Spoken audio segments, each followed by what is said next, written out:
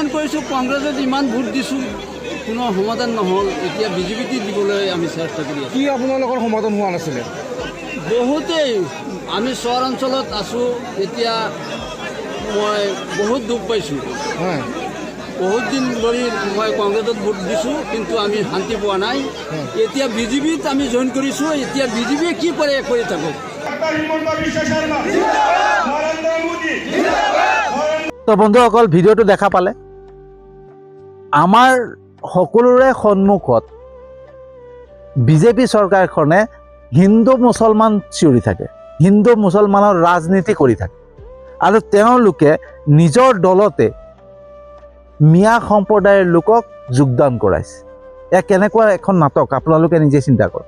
আপোনালোকে দেখা পালে ভিডিঅ'ত যে কিমানখিনি সেইসকল যিমানখিনি লোক আছে সকলো মিয়া মুছলমান, আৰু সেই মিয়া মুছলমান লোকসকল বিজেপিত যোগদান কৰিছে।